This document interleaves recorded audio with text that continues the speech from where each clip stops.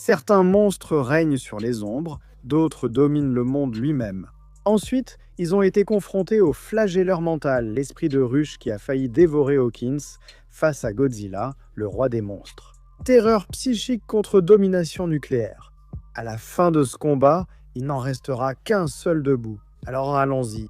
Au fil des années, laissez-moi vous dire que Godzilla a définitivement consolidé sa place en tant que roi des monstres. Il s'est imposé comme l'ultime prédateur alpha, le plus fort dans le monde des titans. Alors que tous les autres titans ont essayé de défier Godzilla pour une place au sommet, si tu t'attaques au roi, tu as intérêt à ne pas le rater, parce que presque tous les monstres ont tenté leur chance contre Godzilla, et ils ont tous échoué. Ils finissent tous soit morts, la tête arrachée, soit à se prosterner devant Godzilla. À la fin, le roi reste le roi, et même en dehors du moment où Godzilla a évolué en forme rose, même dans sa forme de base. Eh bien, il est toujours incroyablement puissant, il n'y a pratiquement aucun autre titan alpha qui puisse lui tenir tête. Et croyez-moi, beaucoup ont essayé. Mais Godzilla a réussi à combattre et à tuer les deux Mewtwo qu'il a affrontés. Il a battu Kong, il s'est battu contre King Ghidorah. Pratiquement personne ne peut lui tenir tête. Et ce sont tous des monstres vraiment redoutables aussi. Je veux dire, les 46 000 tonnes et 76 000 tonnes, Kong fait 93 000 tonnes, King Ghidorah pèse 140 000 tonnes.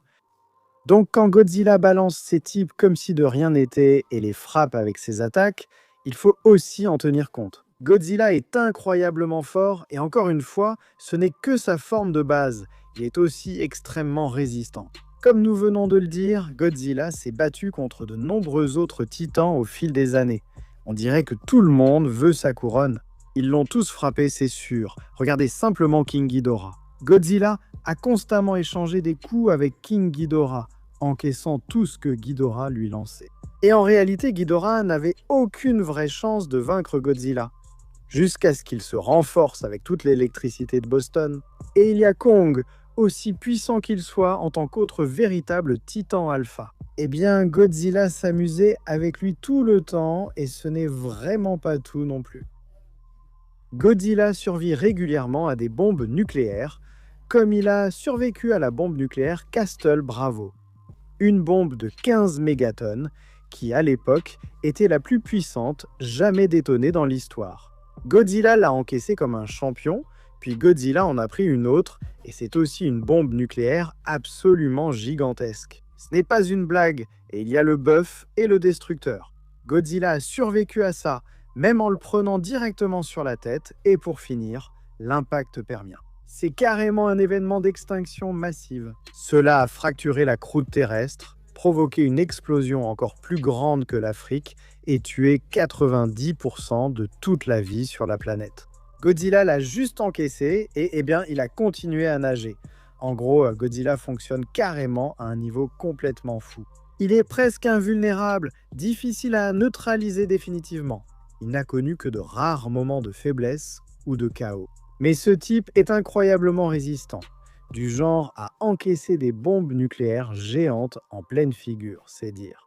Et puis il y a son attaque signature, son souffle atomique. Il est capable de tuer énormément de titans avec cette attaque et d'en blesser beaucoup d'autres. Mais probablement la chose la plus impressionnante, c'est le moment où Godzilla a utilisé son souffle atomique pour creuser jusqu'au centre de la Terre afin d'atteindre facilement la Terre creuse. La chose la plus folle que le grand lézard ait jamais faite, Godzilla libère ici une quantité absolument insensée de puissance et d'énergie. Si 11 est la flamme psychique qui brille le plus fort dans Stranger Things, alors le flagelleur mental est l'obscurité qui refuse de laisser la lumière exister. Ce n'est pas simplement un monstre, c'est une intelligence interdimensionnelle, un esprit de ruche qui précède l'humanité et agit à des échelles que la plupart des personnages comprennent à peine. Dès l'instant où il atteint Hawkins pour la première fois, la présence du flagelleur mental déforme la réalité, corrompt les écosystèmes et transforme des villes entières en extension de sa volonté. Dans sa forme la plus pure et originelle, le flagelleur mental est un réseau conscient, une conscience collective qui se propage comme un virus entre les dimensions. Il ne marche pas, il ne rugit pas, il infecte. Même lorsque seuls ses tentacules s'infiltrent à travers la porte vers l'Upside Down, son influence se fait sentir comme une force maligne. Il ne cherche pas le combat, il cherche l'assimilation. Cette mentalité de ruche est la première véritable arme du flagelleur mental. Au lieu d'affronter les menaces directement comme un démogorgon, il les contrôle. Quand il veut tuer, il n'approche pas pour mordre. Il corrompt une espèce entière jusqu'à ce qu'elle tue pour la ruche. Démodogs, démobats, démogorgons, humains écorchés. Ce ne sont pas des monstres autonomes, mais des extensions de l'esprit. La volonté du flard, agissant comme une armée biologique distribuée avec une seule directive inébranlable, s'étendre, consommer et dominer. Nous voyons cet esprit de ruche fonctionner à pleine capacité, possédant plusieurs hôtes qui se répandent à travers Hawkins comme une peste et transformant même l'espace psychique en son domaine. Il ne se contente pas de combattre physiquement, il infecte les esprits. Les personnages commencent à entendre son influence, à ressentir sa présence et même à rêver d'une manière qui affaiblit leur réalité. Là où les pouvoirs d'Onze viennent de l'immersion et de la confrontation, les flagelleurs mentaux tirent leur force de la subsistance et de la propagation. Mais ce n'est que la première étape. À mesure que l'histoire s'intensifie, le flagelleur mental apprend à s'ancrer plus directement dans le plan physique. Il envoie des proxys, des créatures géantes, d'immenses bioconstructions faites à partir de biomasse de l'Upside Down, toutes animées par une volonté collective. Ces proxys sont terrifiants parce qu'ils combinent la persévérance de l'esprit de ruche avec une véritable forme physique. Puis vient la saison 5 où l'influence du Mind Flayer atteint son apogée dans le final de la série. L'esprit de ruche n'envoie pas seulement des proxys, il se manifeste sous la forme d'un colossal kaiju dominant l'abîme. Ce n'est pas une mutation, c'est le Mind Flayer qui se rend présent sur le champ de bataille. Une incarnation gigantesque de la volonté de la ruche, tissée dans la chair, les os, les tendons et la résonance psychique. Sous cette forme, il ne se contente plus de commander depuis l'ombre, il s'engage directement.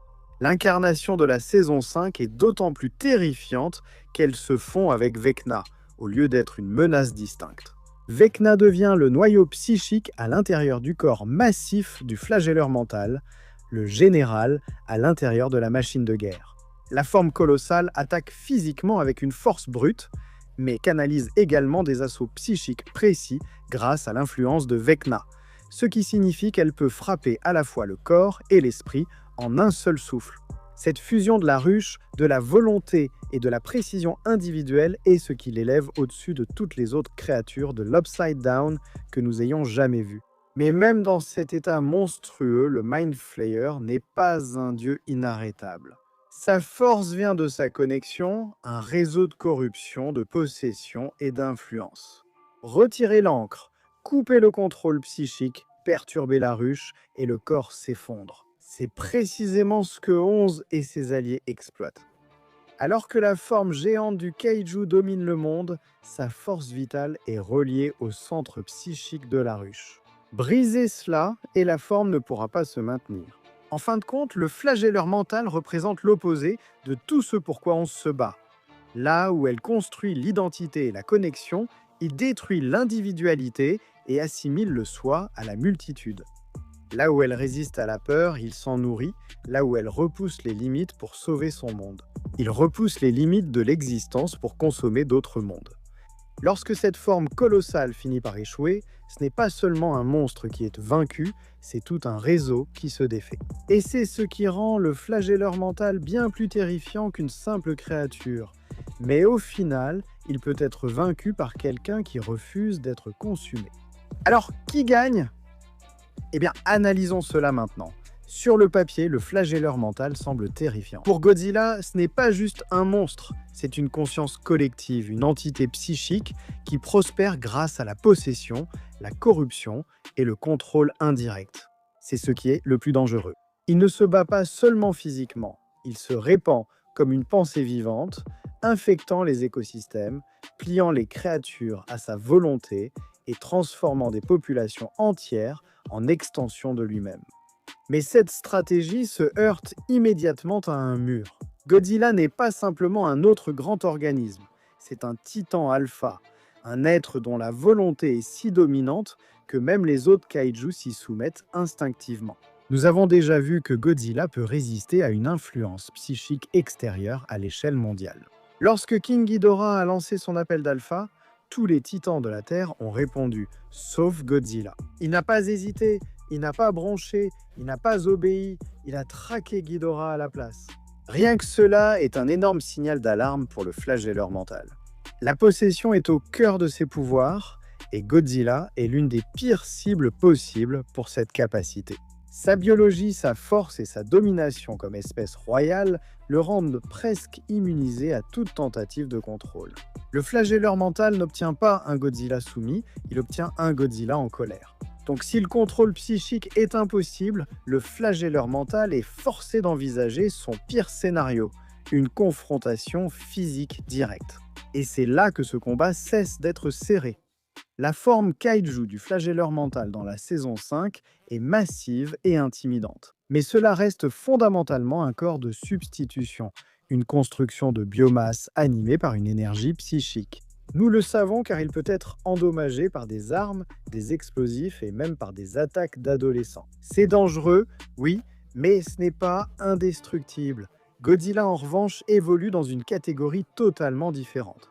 C'est une créature qui encaisse des détonations nucléaires, se moque de la puissance de feu capable de raser des villes et survit à des impacts qui aplatissent des paysages.